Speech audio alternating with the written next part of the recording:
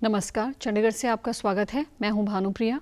आइए सबसे पहले नजर डालते हैं कुछ अहम खबरों पर।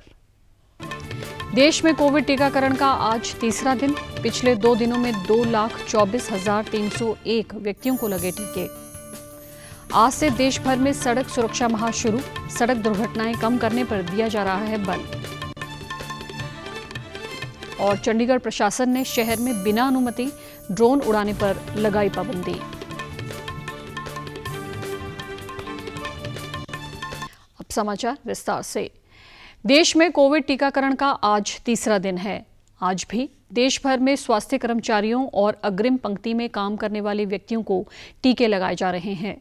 स्वास्थ्य मंत्रालय ने कहा कि विश्व के सबसे बड़े कोविड-19 टीकाकरण अभियान के दूसरे दिन 6 राज्यों में 553 सत्र आयोजित किए गए। इसके अंतर्गत 17,072 लाभार्थियों को टीके लगाए गए। इन राज्यों में आंध्र प्रदेश में 308 सत्र, तमिलनाडु में 165, कर्नाटक में 64, अरुणाचल प्रदेश में 14 और केरल तथा मणिपुर में एक सत्र आयोजित किए गए। अपर स्वास्थ्य सचिव डॉक्टर मनोहर अग्रवाल ने नई दिल्ली में संवाददाताओं को बताया कि 2 दिनों में कुल 2,24,301 लाभार्थियों को टीके लगाए जा चुके हैं। डॉक्टर अगनानी ने बताया कि इन 2 दिनों में टीकाकरण के बाद प्रतिकूल प्रभाव के 447 मामले सामने आए, जिनमें से केवल 3 लोगों को ही अस्पताल में भर्ती कराया गया।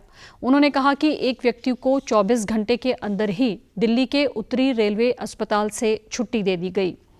एक अन्य व्यक्ति को दिल्ली के अखिल भारतीय आयुर्विज्ञान संस्थान एम्स से छुट्टी दे दी गई, जबकि एक अन्य व्यक्ति ऋषिकेश के अखिल भारतीय आयुर्विज्ञान संस्थान में निगरानी में है और वह स्वस्थ है। डॉक्टर अगनानी ने कहा कि टीकाकरण के बाद प्रतिकूल प्रभाव के ज्यादातर मामलों में बुखार, सिरदर्द और उबकाई जैसे मामूली लक्षण सामने आए। उन्होंने कहा कि ऐसे मामलों की सूचना देने, टीकाकरण स्थल पर तत्काल उपचार, परिवहन और अस्पताल में भर्ती करने तथा आगे की देखभाल जैसे दिशा निर्देश दिए गए हैं। डॉक्टर अगनानी ने कहा कि टीकाकरण अभियान की प्रगति की समीक्षा, बाधाओं की पहचान और सुधार कार्यों की योजना बनाने के लिए सभी राज्यों और केंद्र शासित प्रदेशों के साथ कल बैठक की गई। चंडीगढ़ में कोरोना टीकाकरण अभियान सफलतापूर्वक जारी है। शहर में सप्ताह के दौरान 4 दिन मंगलवार, गुरुवार, शुक्रवार तथा शनिवार को टीकाकरण किया जाएगा, जिससे संबंधित भारत सरकार ने नए दिशा निर्देश जारी किए हैं। पीजीआई सहित अन्य टीकाकरण केंद्रों पर इस संबंध में तैयारियां की गई हैं। गत 16 जनवरी को कोविड टीकाकरण अभियान के अंतर्गत शहर में पीजीआई, सेक्टर 16 के सरकारी अस्पताल, सेक्टर 32 के सरकारी मेडिकल कॉलेज व अस्पताल तथा सेक्टर 45 के सरकारी अस्पताल में टीकाकरण केंद्र बनाए गए, जहां पर पहली श्रृंखला में कार्य करने वाले स्वास्थ्य कर्मियों को कोरोना टीकाकरण किया गया तथा ये अभियान दिन भर चला। टीकाकरण के बाद हर टीका लगवाने वाले को 30 मिनट के लिए निगरानी में रखा गया। कल रविवार के दिन 24 घंटे के बाद हेल्प डेस्क की ओर से सभी टीका लगवाने वालों से संपर्क करके उनका हालचाल पूछा गया। इस दौरान टीका लगवाने वाले सभी लोगों ने स्वस्थ होने की जानकारी दी। वैक्सीन का किसी में भी कोई दुष्प्रभाव सामने नहीं आया। कल यानी मंगलवार को फिर से टीकाकरण किया जाएगा तथा सप्ताह में 4 दिन कोविड टीकाकरण अभियान के अंतर्गत टीकाकरण होगा। स्वास्थ्य विभाग ने टीका लगवाने वाले लोगों के साथ साथ बाकी लोगों को भी मास्क पहनने तथा सामाजिक दूरी बनाकर रखने की हिदायत दी है। देश में कोविड से स्वस्थ होने वालों की दर बेहतर होकर 96.59% हो गई है। अब तक 1,02,11,000 से अधिक लोग संक्रमण से ठीक हो चुके हैं। संक्रमण से प्रतिदिन ग्रस्त होने वालों की संख्या भी लगातार 15,000 से नीचे बनी हुई है। पिछले 24 घंटों में 13,788 नए मामले सामने आए और इसी अवधि में 14,400 लोग संक्रमण से ठीक भी हुए। ठीक होने वालों की संख्या मौजूदा सक्रिय मामलों का 50 गुना से भी अधिक है। इस समय सक्रिय मामलों का केवल 1.97% है। कुल मिलाकर लगभग 2 मामलों में से 60% लोग घरों में रहकर इलाज करा रहे हैं और उन्हें बहुत हल्का संक्रमण है। स्वास्थ्य मंत्रालय ने बताया कि देश भर में चिकित्सा सुविधाओं को बढ़ाने केंद्र सरकार द्वारा जारी दिशा निर्देशों का राज्यों और केंद्र शासित प्रदेशों द्वारा कड़ाई से पालन कराने, चिकित्सकों, चिकित्सा से जुड़े अन्य कर्मचारियों और अग्रिम पंक्ति के कार्यकर्ताओं द्वारा की गई निस्वार्थ सेवा के कारण देश में कोविड से स्वस्थ होने वालों की दर लगातार बेहतर हो गई है। स्वास्थ्य मंत्रालय ने बताया कि देश में संक्रमण से होने वाली मौतों की संख्या में भी काफी कमी आई है और ये अब तक 1.44% रह गई है। पिछले 24 घंटों में संक्रमण से 145 लोगों की मौत हुई है। चंडीगढ़ में कल कोरोना संक्रमण के 34 नए मामले सामने आने के बाद शहर में कोरोना के एक्टिव मामलों की संख्या 229 हो गई है। स्वास्थ्य विभाग की ओर से कोरोना की जांच के लिए पिछले 24 घंटों के दौरान 704 टेस्ट किए गए, जिनमें से 34 मामलों में कोरोना हुई है। चंडीगढ़ में अब तक कोरोना की जांच के लिए 2,245 टेस्ट किए गए, जिनमें से 1,78,766 मामलों की रिपोर्ट नेगेटिव रही तथा कुल 20,537 मामलों में कोरोना होने की पुष्टि हुई है। कोरोना संक्रमण से शहर में 330 लोगों की मृत्यु भी हो चुकी है तथा 19,978 कोरोना संक्रमित स्वस्थ भी हो चुके हैं। स्वास्थ्य विभाग कोरोना संक्रमण की रोकथाम के लिए बड़े स्तर पर टेस्ट कर रहा है। मोबाइल टेस्टिंग टीमों की ओर से प्रतिदिन कोरोना की निःशुल्क जांच जारी है। आज भी प्रतिदिन की तरह कोरोना जांच का कार्य सेक्टर 17 के bus stand, railway station, sector 26 के पुलिस अस्पताल, सेक्टर 45 की संजय कॉलोनी तथा CD 8 में जारी है। कृषि मंत्री नरेंद्र सिंह तोमर ने कहा है कि किसान सरकार से कृषि कानूनों को वापस लेने के अलावा जो चाहे मांग सकते हैं। एक समाचार एजेंसी से श्री तोमर ने विरोध प्रदर्शन कर रहे किसानों से अपील की कि वे कल अगले दौर की बैठक में कृषि कानून के हर पहलू पर विस्तार से चर्चा कर सकते हैं। कृषि मंत्री का ये बयान शुक्रवार को किसानों और सरकार के बीच हुई 9वें दौर की बैठक के बाद आया है। यह वार्ता भी बिना किसी नतीजे के खत्म हो गई थी। अगली बैठक 19 जनवरी को होगी। लगातार किसान यूनियन के साथ आग्रह किया है कि वे कानून के क्लॉज पर चर्चा करें और जहां किसान को आपत्ति है या किसान को तकलीफ दिखाई देती है वो बताएं, तो सरकार उस पर विचार करने के लिए भी और संशोधन करने के लिए भी तैयार है। हमारी अपेक्षा है कि किसान 19 तारीख को क्लॉज बाय क्लॉज चर्चा करें, वो रिपील के अलावा क्या विकल्प चाहते हैं वो विकल्प सरकार के सामने प्रस्तुत करें, तो सरकार जरूर पूरी के साथ उनकी समस्या पर, उनकी आपत्ति पर विचार करने को खुले मन से तैयार है। श्री तोमर ने कहा कि सरकार मंडियों, व्यापारियों के पंजीकरण और अन्य मुद्दों से जुड़ी किसानों की चिंताओं का समाधान तलाशने के लिए तैयार है। इस बारे में किसान संगठनों को प्रस्ताव भेजा जा चुका है। उन्होंने कहा कि सरकार किसानों के साथ पराली जलाने और बिजली के मुद्दों पर भी बात करने को तैयार है, लेकिन किसान संगठन कृषि कानूनों को वापस लेने पर अड़े हुए हैं। सरकार ने कहा है कि मौजूदा खरीफ विपणन मौसम में न्यूनतम समर्थन मूल्य पर धान की खरीद से 79 लाख से अधिक किसानों को लाभ पहुंचा है। इसके लिए सरकार ने किसानों को 1,06,000 करोड़ रुपए से अधिक का भुगतान किया है। कृषि मंत्रालय ने कहा है कि सरकार न्यूनतम समर्थन मूल्य की मौजूदा नीति के आधार पर खरीफ फसलों की खरीद कर रही है। इस मौसम में अभी तक पंजाब, हरियाणा, उत्तर प्रदेश, तेलंगाना, उत्तराखंड, जम्मू कश्मीर, केरल, गुजरात, आंध्र प्रदेश, छत्तीसगढ़, ओडिशा, मध्य प्रदेश, महाराष्ट्र, बिहार, झारखंड, असम, कर्नाटक और पश्चिम बंगाल से 564 लाख टन से अधिक धान की खरीद की गई है। सरकार ने अपनी प्रमुख एजेंसियों के माध्यम से 2,96,000 टन से अधिक मूंग, उड़द, मूंगफली की फली और सोयाबीन की भी खरीद की है। इससे 1,59,000 से अधिक किसानों को लाभ मिला है।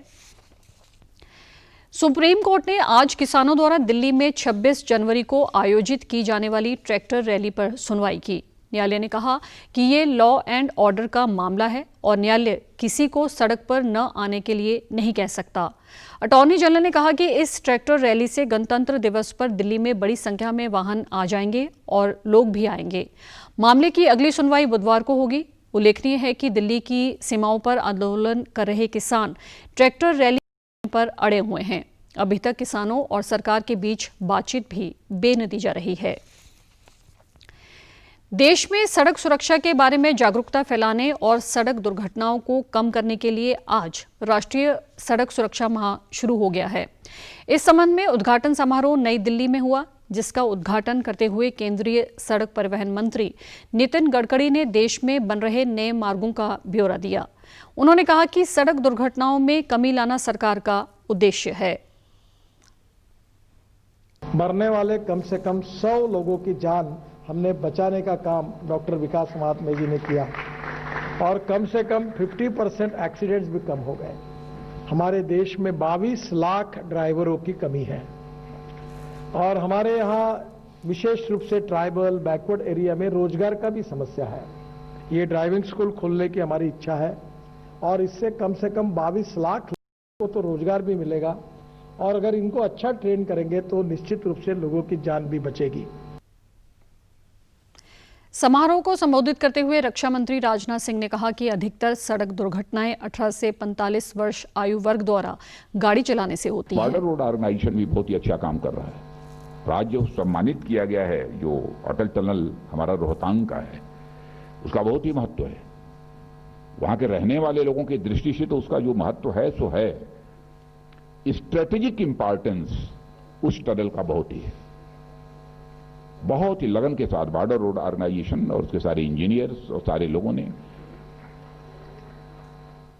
बनाई है, उसकी जितनी भी प्रशंसा की जाए कम है। माह के दौरान आयोजित होने वाले कार्यक्रमों में सड़क सुरक्षा पर एक फिल्म का प्रदर्शन, वाघा बॉर्डर से कन्याकुमारी तक राष्ट्रीय चैंपियनशिप, सुरक्षित गति प्रतियोगिता, झंडी दिखाकर रवाना करना और सड़क सुरक्षा के लिए पुरस्कार प्रदान करना शामिल है। राज्य सरकारें, सार्वजनिक उपक्रम और बीमा कंपनियां भी सेमिनार, वॉकथॉन, पोस्टर और प्रतियोगिताओं के माध्यम से जागरूकता पैदा करने के संबंध में गतिविधियों में हिस्सा लेंगी। चंडीगढ़ प्रशासन ने शहर में बिना अनुमति ड्रोन उड़ाने पर प्रतिबंध लगा दिया है। शहर के डिप्टी कमिश्नर मनदीप सिंह बराड़ ने आदेश जारी करते हुए आज से 18 मार्च तक शहर में बिना इजाजत ड्रोन उड़ाने पर पाबंदी लगाई है। आदेश के अनुसार न सिर्फ ड्रोन बल्कि लो फ्लाइंग ऑब्जेक्ट्स पर भी पाबंदी लगाई गई है। प्रशासन के अनुसार लोगों की सुरक्षा के मद्देनजर इस तरह की चीजें खतरनाक साबित हो सकती हैं, जिसके लिए डिप्टी कमिश्नर ने धारा 144 के तहत ये पाबंदियां लगाई हैं तथा इस पाबंदी का उल्लंघन करने वाले पर कानूनी कार्रवाई की जाएगी। जारी दिशा निर्देशों के अनुसार कि ये पाबंदी आज से 18 मार्च तक जारी रहेगी तथा विवाह, रिंग सेरेमनी, फोटोग्राफी के समय ड्रोन उड़ाने के लिए प्रशासन से अनुमति लेना अनिवार्य होगा, जबकि ये आदेश पुलिस कर्मियों तथा अन्य सरकारी एजेंसियों पर लागू नहीं होंगे, परंतु इसके लिए अथॉरिटी से ड्रोन उड़ाने के आदेश की कॉपी के साथ साथ कर्मचारी का वर्दी में होना जरूरी है। इसके अतिरिक्त प्रशासन ने निर्देश जारी किए हैं कि शहर में किसी भी दुकान पर सेना, पैरामिलिट्री फोर्स तथा पुलिस से संबंधित कपड़े, वर्दी, स्टिकर तथा लोगो बेचने से पहले ग्राहक का पहचान पत्र देखना जरूरी किया गया है। प्रशासन के अनुसार शहर में किसी भी प्रकार के आतंकी हमले के खतरे इत्यादि को ध्यान में रखते हुए एहतियात के तौर पर ये आदेश जारी किए गए हैं। कोविड-19 के कारण लॉकडाउन के बाद रेहड़ी पटरी वालों को अपना काम फिर से शुरू करने के लिए केंद्र सरकार ने प्रधानमंत्री स्वनिधि योजना शुरू की है। इसके अंतर्गत सड़क किनारे काम करने वाले लोगों को 10,000 रुपये का ऋण आसान शर्तों पर मुहैया करवाया जाता है। इस योजना के अंतर्गत अगले 2 सालों में सरकार द्वारा 50 लाख से अधिक रेहड़ी पटरी वालों को ऋण उपलब्ध करवाने का लक्ष्य जारी रखा गया है। चंडीगढ़ में भी इस योजना के तहत ऋण प्राप्त करके बहुत से लोगों ने अपना काम फिर से शुरू किया है। सब्जी बेचने का काम करने वाले संतोष शाह ने भी इस योजना के अंतर्गत ऋण प्राप्त करके अपना काम फिर से शुरू किया। उसने डीडी न्यूज चंडीगढ़ से बातचीत के दौरान इस योजना को उस जैसे छोटे दुकानदारों के लिए लाभदायक बताते हुए केंद्र सरकार का धन्यवाद किया। हो गया, हालात बिल्कुल बेकार हो गया। गवर्नमेंट ने मुझे 10,000 रुपये दिए, उनसे दोबारा शुरू किए, तो अभी स्थिति ठीक नहीं है, लेकिन उसी से कारोबार कर रहे हैं, किसी तरह घर गुजारा कर रहे हैं और काम धंधा तो वैसा ही चल रहा है। सरकार ने मुझे मदद की है 10,000 रुपये का, इसके लिए धन्यवाद। स्वनिधि योजना के तहत ऋण का समय पर भुगतान करने वालों को ब्याज में सब्सिडी भी दी जाती है और अपना पहला ऋण समय पर चुकाने के बाद अधिक ऋण के पात्र बन जाते हैं।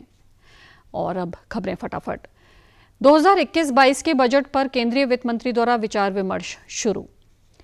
कोरोना वायरस का खतरा अभी टला नहीं है, इसीलिए सभी से निवेदन है कि बाहर जाने के समय मास्क जरूर पहनें, सामाजिक दूरी बनाए रखें, बार बार अपने हाथ साबुन से धोएं और सैनिटाइजर का इस्तेमाल करें। वैश्विक महामारी कोविड-19, जिसका कहर संपूर्ण मानव जाति को अपनी आगोश में ले चुका है। टीका या दवाई उपलब्ध होने तक महामारी के खिलाफ मानवता की जंग जारी है। ऐसे में सबसे जरूरी है सावधानी और बचाव।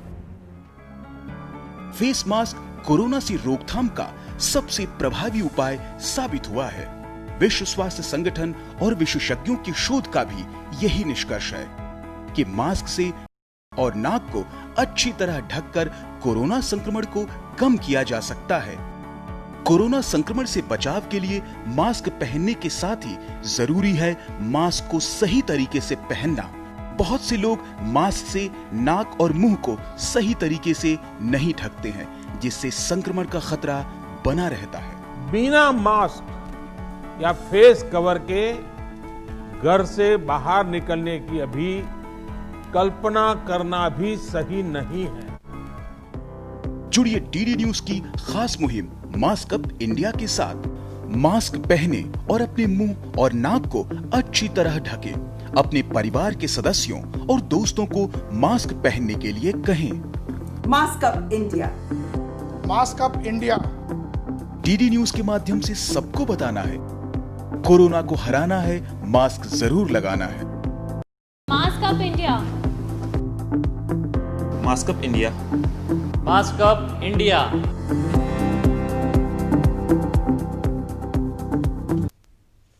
और आप हमारे समाचार YouTube channel DD news Chandigarh, Facebook DD news Chandigarh और Twitter handle DD news CHD पर भी देख सकते हैं।